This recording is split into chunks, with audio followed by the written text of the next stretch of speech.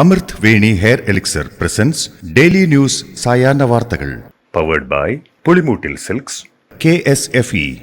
എന്താ ഒരു mood off? ഇപ്പൊ മുടി വല്ലാതെ കൊഴിയുന്നുണ്ട്, അതാ തോന്നുന്നു. ഈസ്ട്രജന്റെയും വൈറ്റമിൻ ഡിയുടെയും കുറവാണ് മിക്ക സ്ത്രീകളുടെയും മുടി കൊഴിച്ചിലിന്റെ പ്രധാന കാരണം. അമൃത് Veni hair elixir for women സ്ത്രീകളുടെ മുടിയുടെ വളർച്ചയ്ക്കും ശക്തിക്കും അത്യാവശ്യമായ herbal ഈസ്ട്രജനാലും vitamin ഡിയാലും സമ്പുഷ്ടമാക്കിയതാണ് Amrit Veni hair elixir for women. നമസ്കാരം, ഞാൻ പ്രവീജ വിനീത്. ഡെയിലി ന്യൂസിന്റെ സായാഹ്ന വാർത്തകളിലേക്ക് സ്വാഗതം. ഇന്ന് ഫെബ്രുവരി 24 തിങ്കളാഴ്ച. ആശാവർക്കർമാരുടെ സമരം ജില്ലാ കേന്ദ്രങ്ങളിലേക്കും വ്യാപിപ്പിക്കുന്നു. ഈ മാസം 27-ന് ആലപ്പുഴ, മലപ്പുറം ജില്ലകളിലും 28-ന് കോഴിക്കോടും സമരം നടത്തും. ചെയ്ത ജോലിയുടെ റിപ്പോർട്ട് ഉദ്യോഗസ്ഥർ ആവശ്യപ്പെട്ടിട്ടുണ്ടെങ്കിലും അത് നൽകേണ്ടെന്നാണ് സമരസമിതിയുടെ തീരുമാനം. ഓണറേറിയം കുടിശ്ശിക കിട്ടിയത് ഡിസംബർ മാസത്തെ മാത്രമാണെന്നും മുഴുവൻ കുടിശ്ശിക നൽകി എന്നത് തെറ്റായ പ്രചാരണമെന്നും സമരസമിതി വ്യക്തമാക്കി. ആശാവർക്കർമാരെ തെറ്റിദ്ധരിപ്പിച്ച് സമരത്തിനിറക്കിയതിന് പിന്നിൽ അരാജക സംഘടനകളാണെന്ന് CPM നേതാവ് എളമരം കരീം. തൽപരകക്ഷികളുടെ കെണിയിൽപ്പെട്ടവരാണ് സമരം നടത്തുന്നതെന്നാണ് CPM കേന്ദ്ര കമ്മിറ്റി അംഗം കൂടിയായ എളമരം കരീമിന്റെ വിമർശനം. ചിലർ ആശാവർക്കർമാരെ വ്യാമോഹിപ്പിച്ചുവെന്നും പെമ്പിളയൊരുമ സമരത്തിന് സമാനമാണ് ആശാവർക്കർമാരുടെ സമരമെന്നും അദ്ദേഹം പറഞ്ഞു. ആശാവർക്കർമാർ നടത്തുന്ന സമരത്തിന് പിന്നിൽ അരാജക സംഘടനകളാണെന്ന CPM കേന്ദ്ര കമ്മിറ്റി അംഗം എളമരം കരീമിന്റെ ലേഖനത്തിന് പ്രതികരണവുമായി സമരരംഗത്തുള്ള ആശാവർക്കർമാർ പണിയെടുക്കുന്നതിനുള്ള വേതനം കിട്ടുന്നതിനായാണ് പ്രതിഷേധിക്കുന്നതെന്നും മനുഷ്യരായി ജീവിക്കാൻ പറ്റുന്ന നിലയിലെത്തണമെന്നേ ആഗ്രഹിക്കുന്നുള്ളൂവെന്നും അതിനുവേണ്ടി സമരത്തിന് വന്നവരെ തൊഴിലാളി വർഗത്തിന്റെ നേതാവായി നിന്നുകൊണ്ട് ഈ രീതിയിൽ അവഹേളിക്കുന്നത് വളരെ അപമാനകരമാണെന്നും അവർ പറഞ്ഞു. ആശാവർക്കർമാരുടെ സമരം ന്യായമെന്ന് CPI നേതാവ് ആനി രാജ. എളമരം കരീമിന്റെ അഭിപ്രായം എന്തുകൊണ്ട് എന്ന് അദ്ദേഹത്തോട് ചോദിക്കണമെന്നും സമരം ഒത്തുതീർപ്പാക്കാൻ കേരള സർക്കാർ ഇടപെടണമെന്നും ആനി രാജ പറഞ്ഞു. പിന്നിൽ അരാജക സംഘടനകളെന്ന് ആരോപിച്ച് ആശാവർക്കർമാരുടെ സമരത്തെ CPM തള്ളിയിരുന്നു. ശശി തരൂരിന്റെ ഭീഷണി മുഖവിലക്കെടുക്കാതെ സംസ്ഥാന നേതൃത്വത്തെ വിശ്വാസത്തിലെടുത്ത് തദ്ദേശ നിയമസഭാ തെരഞ്ഞെടുപ്പുകളെ നേരിടാൻ കോൺഗ്രസ് ഹൈക്കമാൻഡിന്റെ തീരുമാനം. മുഖ്യമന്ത്രി സ്ഥാനത്തിനായി പ്രഖ്യാപിക്കണമെന്ന ശശി തരൂരിന്റെ മോഹം നടക്കില്ല. എന്നാൽ തരൂരിനെ പ്രകോപിപ്പിക്കാതെ നീങ്ങാനും നേതൃത്വം നിർദ്ദേശം നൽകി. ഒരു തെരഞ്ഞെടുപ്പിലും ഒരു നേതാവിനെയും മുഖ്യമന്ത്രി സ്ഥാനാർത്ഥിയായി കോൺഗ്രസ് ഉയർത്തിക്കാട്ടാറില്ല. ഈ നയത്തിൽ പുനരാലോചനയില്ലെന്നാണ് ഹൈക്കമാൻഡ് വ്യക്തമാക്കുന്നത്. ശശി തരൂരിന്റെ അഭിമുഖവുമായി ബന്ധപ്പെട്ട് രാഹുൽ ഗാന്ധിയും അധ്യക്ഷൻ മല്ലികാർജ്ജുൻ ഖാർഗെയും KC വേണുഗോപാലുമായി ചർച്ച നടത്തി. തദ്ദേശ നിയമസഭാ തെരഞ്ഞെടുപ്പ് അടുത്തിരിക്കെ വിഷയത്തിൽ കൂടുതൽ പരസ്യ പ്രതികരണം നടത്തി വെട്ടിലാവേണ്ട എന്ന നിലപാടിലാണ് ഹൈക്കമാൻഡ്. ദേശീയ നേതാക്കളോടും പരസ്യ പ്രതികരണം വേണ്ടെന്നാണ് നിർദ്ദേശം. ശശി തരൂരിന്റെ പരാമർശം തള്ളി KPCC അച്ചടക്ക സമിതി അധ്യക്ഷൻ തിരുവഞ്ചൂർ രാധാകൃഷ്ണൻ. സംസ്ഥാനത്തെ പാർട്ടിയെ നയിക്കുന്നത് കൂട്ടായ നേതൃത്വമാണെന്നും തെരഞ്ഞെടുപ്പ് അടുക്കുന്ന സാഹചര്യത്തിൽ പാർട്ടിയിൽ തർക്കങ്ങളുണ്ടാവരുതെന്നും തരൂർ കോൺഗ്രസിനൊപ്പം തന്നെ ഉറച്ചു നിൽക്കുമെന്നാണ് തന്റെ പരിപൂർണമായ വിശ്വാസമെന്നും തിരുവഞ്ചൂർ പറഞ്ഞു. കോൺഗ്രസ് നേതാക്കൾ അനാവശ്യ വിവാദങ്ങളിൽ നിന്നും വിട്ടുനിൽക്കണമെന്ന് മുതിർന്ന കോൺഗ്രസ് നേതാവ് രമേശ് ചെന്നിത്തല. കേരളത്തിൽ എല്ലാ നേതാക്കളും അനിവാര്യമാണെന്നും ഈ ഘട്ടത്തിൽ ഒറ്റക്കെട്ടായി മുന്നോട്ടു പോകണമെന്നും ചെന്നിത്തല വ്യക്തമാക്കി. തരൂർ വാദത്തിൽ അഭിപ്രായം പറയുന്നില്ലെന്നും രാഹുൽ ഗാന്ധിയുമായുള്ള കൂടിക്കാഴ്ചയ്ക്ക് മുമ്പുള്ള തരൂരിന്റെ അഭിമുഖമാണ് പുറത്തു വന്നിരിക്കുന്നതെന്നും പിന്നീടൊന്നും അദ്ദേഹം പറഞ്ഞിട്ടില്ലെന്നും വിവാദങ്ങളുണ്ടാക്കി CPM അജണ്ടയിൽ വീഴരുതെന്നും ചെന്നിത്തല കൂട്ടിച്ചേർത്തു. ശശി തരൂരുമായി ബന്ധപ്പെട്ട വിഷയങ്ങളൊന്നും അത്ര ഗൌരവമുള്ളതല്ലെന്ന് K മുരളീധരൻ. അതിനെക്കുറിച്ച് പാർട്ടി അഭിപ്രായം പറഞ്ഞിട്ടുണ്ടെന്നും അതൊരു ചർച്ചയിലേക്ക് പോകേണ്ട കാര്യമില്ലെന്നും അദ്ദേഹം പറഞ്ഞു. സ്വന്തം പ്രസ്ഥാനത്തിനുവേണ്ടി ഒരു നേതാവിനെ 51 വെട്ട് വെട്ടിക്കൊന്നവർ കോൺഗ്രസ് പാർട്ടിയിലുള്ളവരെ രക്ഷിക്കാൻ വരേണ്ടെന്നും K മുരളീധരൻ പരിഹസിച്ചു. ശശി തരൂരിന്റെ അഭിമുഖത്തിലെ പരാമർശങ്ങൾ ദൌർഭാഗ്യകരമെന്ന് RSP സംസ്ഥാന സെക്രട്ടറി ഷിബു ബേബി ജോൺ. മറ്റു മാർഗങ്ങൾ ഉണ്ട് എന്ന് പറഞ്ഞതിനോട് യോജിക്കാനാവില്ലെന്നും ഷിബു ബേബി ജോൺ പറഞ്ഞു. ഇതുവരെയും ഒരു സ്ഥാനങ്ങളും ലഭിക്കാത്ത നിരവധി കോൺഗ്രസ് പ്രവർത്തകരുണ്ടെന്നും വരാൻ പോകുന്ന നിയമസഭാ തെരഞ്ഞെടുപ്പ് കോൺഗ്രസിനെ നിലനിൽപ്പിന്റേതാണെന്നും ഷിബു ബേബി ജോൺ ചൂണ്ടിക്കാട്ടി. ആറളം ഫാമിൽ കാട്ടാനയുടെ ആക്രമണത്തിൽ കൊല്ലപ്പെട്ട വെള്ളി, ഭാര്യ ലീല എന്നിവരുടെ കുടുംബത്തിന് ആകെ 20 ലക്ഷം രൂപ നഷ്ടപരിഹാരം നൽകാൻ തീരുമാനം. ആദ്യ ഗഡുവായ 10 ലക്ഷം രൂപ ഇന്ന് തന്നെ വിതരണം ചെയ്യാനും ജില്ലാ കളക്ടറുടെ അധ്യക്ഷതയിൽ ചേർന്ന അടിയന്തര ദുരന്ത നിവാരണ സമിതി യോഗം തീരുമാനിച്ചു. ഒരാൾക്ക് 10 ലക്ഷം രൂപ വീതമാണ് വനംവകുപ്പിന്റെ നഷ്ടപരിഹാരം. വനം വന്യജീവി വകുപ്പ് മന്ത്രി AK ശശീന്ദ്രൻ ഇന്ന് ഉച്ചയ്ക്ക് ശേഷം ആറളം ഫാം സന്ദർശിക്കും.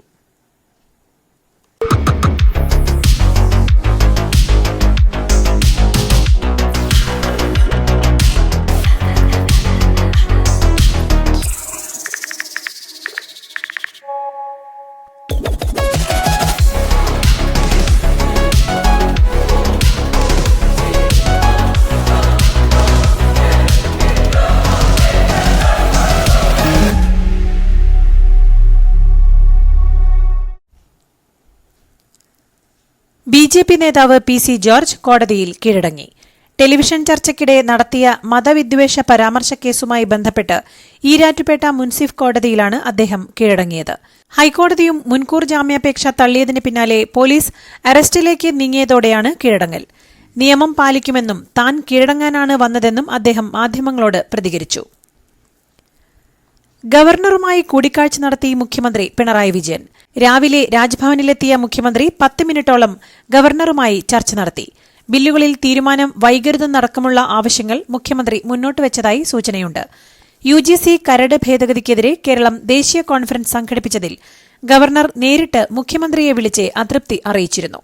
ഇതേ തുടർന്ന് UGC കരടിനെതിരെയെന്ന പ്രയോഗം മാറ്റിയിരുന്നു. കേന്ദ്രം ഭരിക്കുന്ന മോദി സർക്കാർ ഫാസിസ്റ്റ് സർക്കാരല്ലെന്ന് പറഞ്ഞ ഏക BJP ഇതര മുഖ്യമന്ത്രി പിണറായി വിജയനാണെന്ന് K മുരളീധരൻ. ഇതോടെ ഇവർ തമ്മിലുള്ള ബന്ധം മനസ്സിലായല്ലോ എന്നും ഇത് ഇവിടം കൊണ്ട് അവസാനിക്കുന്നില്ലെന്നും അടുത്ത തെരഞ്ഞെടുപ്പിലും ഉണ്ടാകുമെന്നും അദ്ദേഹം പറഞ്ഞു. രാജ്യത്ത് ഫാസിസം വന്നിട്ടില്ലെന്ന് CPM കേന്ദ്ര കമ്മിറ്റി അംഗം AK ബാലൻ. ഫാസിസ്റ്റ് സർക്കാരെന്ന് മോദി സർക്കാരിനെ പ്രസംഗത്തിൽ പറയുന്നത് ഒരു പ്രയോഗത്തിന്റെ ഭാഗം മാത്രമാണെന്നും പിണറായി സർക്കാരിനെക്കുറിച്ചും പ്രതിപക്ഷ നേതാക്കൾ ഫാസിസ്റ്റ് സർക്കാരെന്ന് പറയാറുണ്ടെന്നും ബാലൻ പറഞ്ഞു. പത്തനംതിട്ട ജില്ലയിൽ ശബരിമല പദ്ധതിയിൽ ഉൾപ്പെടുത്തി വിവിധ മണ്ഡലങ്ങളിലെ പൊതുമരാമത്ത് പ്രവൃത്തികൾക്കായി 43.5 കോടി രൂപ അനുവദിച്ചതായി പൊതുമരാമത്ത് ടൂറിസം വകുപ്പ് മന്ത്രി PA മുഹമ്മദ് റിയാസ്. കിഫ്ബി ഫണ്ടിലെ 17.75 കോടി രൂപ ചെലവഴിച്ച് നിർമ്മിക്കുന്ന റാന്നി മഠത്തുംചാൽ മുക്കൂട്ടുതറ റോഡിന്റെ 2ാം ഘട്ട നിർമ്മാണ ഉദ്ഘാടനം ഓൺലൈനായി നിർവഹിക്കുകയായിരുന്നു മന്ത്രി. അന്താരാഷ്ട്ര ബോഡി ബിൽഡിംഗ് ചാമ്പ്യൻഷിപ്പിൽ വിജയിച്ച ചിത്തരേഷ് നടരേശനും ലോക പുരുഷ സൌന്ദര്യ മത്സരത്തിൽ വെള്ളി മെഡൽ നേടിയ ഷിനു ചൊവ്വയ്ക്കും നിയമനം നൽകാനുള്ള മന്ത്രിസഭാ തീരുമാനം പൊളിഞ്ഞു. ഷിനു ചൊവ്വ പോലീസ് കായികക്ഷമതാ പരീക്ഷയിൽ തോൽക്കുകയും ചിത്തരേഷ് നടേശൻ പങ്കെടുക്കുകയും ചെയ്തില്ല. വയനാട്ടിൽ ജനകീയ ആക്ഷൻ കമ്മിറ്റിയുടെ നിരാഹാര സമരം ഇന്ന്. സമരത്തിൽ വയനാട് കലക്ട്രേറ്റിന് മുൻപിൽ സംഘടിപ്പിക്കുന്ന സമരത്തിൽ ഉരുൾപൊട്ടൽ ദുരന്തബാധിതർ പങ്കെടുക്കും. പുനരധിവാസം വൈകുന്നതും 5 സെന്റ് മാത്രം നൽകുന്നതും ഉൾപ്പെടെയുള്ള വിഷയങ്ങൾ ഉന്നയിച്ചാണ് സമരം. പ്രതിഭ MLAയുടെ മകനെതിരായി കേസെടുത്ത 2 ഉദ്യോഗസ്ഥർക്ക് ആലപ്പുഴ എക്സൈസ് കമ്മീഷണർ ഓഫീസിൽ ഹാജരാകാൻ നിർദ്ദേശം. Kuttanad excise CA Jayaraj, range inspector Anilkumar എന്നിവരോടാണ് ഹാജരാകാൻ നിർദ്ദേശം നൽകിയിരിക്കുന്നത്. അന്വേഷണ ഉദ്യോഗസ്ഥരായ ആലപ്പുഴ എക്സൈസ് അസിസ്റ്റന്റ് കമ്മീഷണറാണ് ഇവരുടെ മൊഴി രേഖപ്പെടുത്തുക. റിപ്പോർട്ട് സംസ്ഥാന എക്സൈസ് കമ്മീഷണർക്ക് കൈമാറും. കൊച്ചിയിലെ ആതിര ജ്വല്ലറി ഉടമകൾ നിക്ഷേപ ചിട്ടി വഴി നടത്തിയത് 15 കോടിയുടെ തട്ടിപ്പെന്ന് പോലീസ്. 50-ലധികം പരാതികൾ ഇതിനകം പോലീസിന് കിട്ടിയിട്ടുണ്ട്. പ്രതികളായ ആന്റണി, ജോൺസൺ, ജോബി, ജോസഫ് എന്നിവരെ റിമാൻഡ് ചെയ്തു. നിക്ഷേപ ചിട്ടി നടത്തി നിരവധി പേരിൽ നിന്ന് സ്വർണവും പണവും തട്ടിയെടുത്തെന്നാണ് ജ്വല്ലറി ഉടമകൾക്കെതിരായ പരാതി. നടിയെ ആക്രമിച്ച കേസിൽ ജാമ്യത്തിൽ കഴിയുന്ന പ്രതി പൾസർ സുനിയെ പോലീസ് കസ്റ്റഡിയിലെടുത്തു. എറണാകുളം രായമംഗലത്ത് ഹോട്ടലിൽ അതിക്രമം നടത്തിയെന്ന കേസിലാണ് കുറുപ്പുംപടി പോലീസിന്റെ നടപടി. ഹോട്ടലിലെ ഭക്ഷണം വൈകിയതിന് ഭീഷണി മുഴക്കിയെന്നും സാധനങ്ങൾ തല്ലി തകർത്തുവെന്നുമായിരുന്നു പരാതി. നടിയെ ആക്രമിച്ച കേസിൽ ജാമ്യത്തിൽ കഴിയുന്നതിനിടെയാണ് സംഭവമുണ്ടായത്. മോൾക്ക് ബർത്ത്ഡേ ഗിഫ്റ്റ് വാങ്ങണ്ടേ? ഷോപ്പിൽ കൊണ്ടുപോയി ഇഷ്ടമുള്ളത് വാങ്ങി കൊടുക്കാം. അപ്പൊ ഏട്ടൻ വരുന്നുണ്ടോ? ഗിഫ്റ്റ് കാർഡ് വരും. അതെ, ഓരോ ചിട്ടിയിലും ഒരാൾക്ക് 5000 രൂപയുടെ ഗിഫ്റ്റ് കാർഡ് സമ്മാനം. മെഗാ സമ്മാനമാണെങ്കിലോ പുതുപുത്തൻ ബെൻസ് കാർ. 2ാം സമ്മാനം ഇന്നോവ ക്രിസ്റ്റ, അതും 17 ഇത്തവണ സമ്മാനങ്ങളുടെ നക്ഷത്ര തിളക്കവുമായി KSFE ഗാലക്സി ചിട്ടികൾ.